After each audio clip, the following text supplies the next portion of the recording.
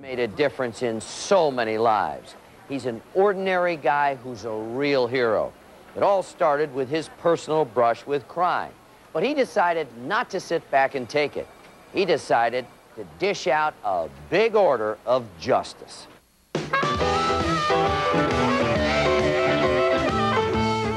We are barbecue at its best.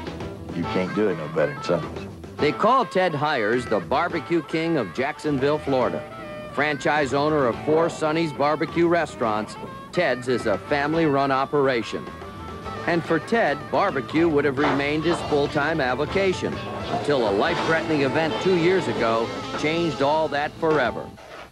On February the 24th, 1995, at about 10 minutes to 11, I was on the phone to my Blanding Boulevard manager talking to him. My accountant was in the inner office with the door closed. I'll see you, Billy.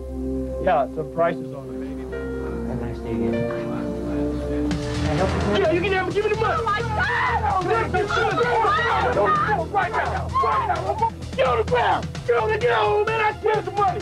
Swear some money. The whole time you're expecting to draw your last breath.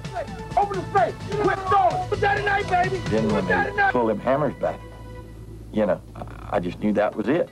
So I was trying to make my peace with God.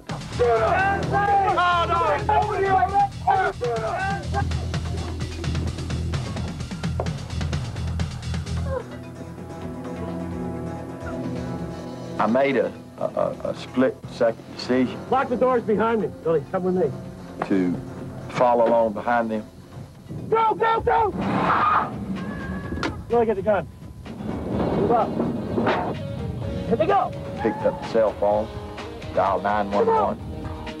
There's been a robbery at my place at 1235 Lane. Come on, let's go, let's go! Well, they recognized that it was me and my manager and started firing at us. Shoot, man! We started returning fire. Miraculously, despite all the gunfire, nobody was hit. Chase lasted over 10 minutes and went 10 miles until Jacksonville police, alerted by the 911 call, were able to put a stop to it.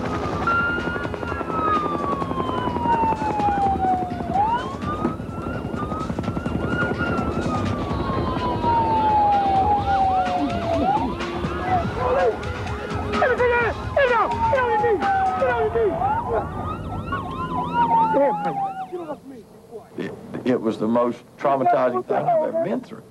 And so my thought was, one way or the other, these people's got to be caught. They've got to be punished. Because if they don't, they're just going to keep doing this to us.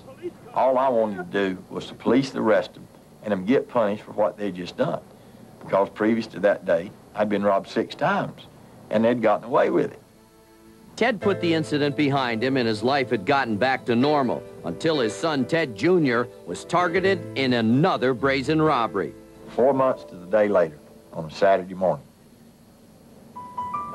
my son, Ted Jr., called me in about 9 o'clock, and he had been robbed again.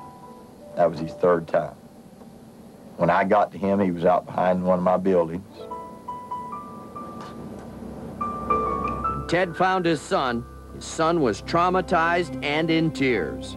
On that day, Ted not only made a promise to his son, but to all the citizens of Jacksonville.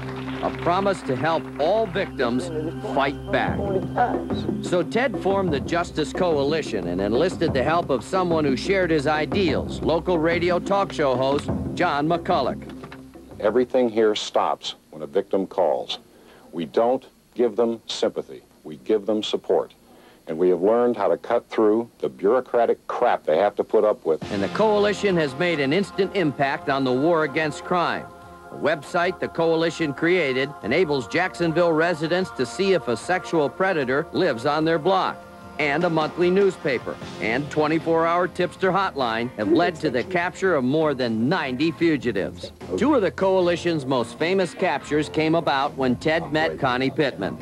Connie had been robbed, shot in the head, and left for dead. Her case was at a standstill until Ted got involved. I called downtown to try to see where a case stood.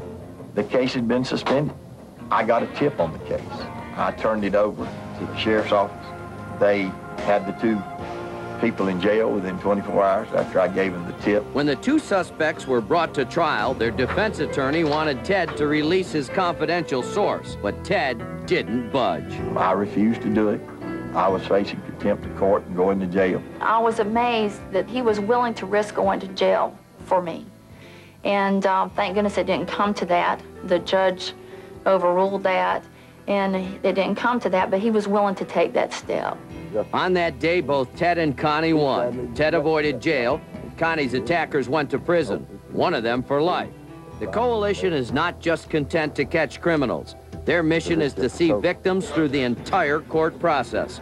One such case involved David Wyatt Jones.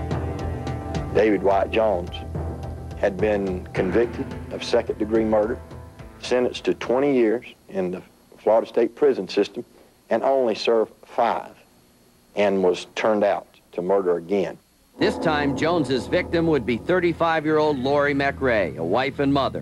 In 1995, Lori was abducted and murdered by Jones on her way home from work.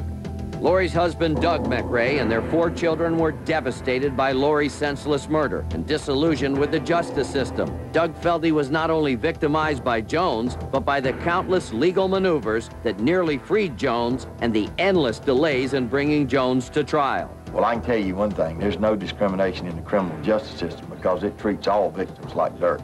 For the arraignment and the indictment, grand jury re-indictment. During the trial, Doug was forced to relive Lori's last minutes through gruesome crime scene photos, but the Justice Coalition helped him through it. They're always there patting me and whispering and warning, this is going to happen. They're keeping me abreast of what's coming up next. It took more than 2 years to bring David Wyatt Jones to trial, but finally the jury rendered a verdict. We, the jury, find defendant guilty of murder in the first degree. A majority of the jury, by a vote of 9-3, advised and recommends to the court that it impose the death penalty upon David Wyatt Jones. I just encourage people to get involved and fight back because we are in the fight of our lives. We're fighting for our children, our grandchildren, our wives, our daughters, and they're killing us and raping us and robbing us at an alarming rate. And it's being done by a very small percentage of the population, about 4%. And it's time us 96% quit being in jail, and that 4% was. As a crime victim myself, I want to tell you, Ted, I'm very proud of you, and God bless your work. Ted Hires proves that one person fed up with crime can really make a difference. And his Justice Coalition wants to help you do the same thing. If you think you'd like to help victims of crime and establish a similar organization of your own, but you don't know how to take that first step, just call us here at 1-800-CRIME-TV, and we'll hook you up with people who can get you started. Now, please stick around for one last look at tonight's fugitives.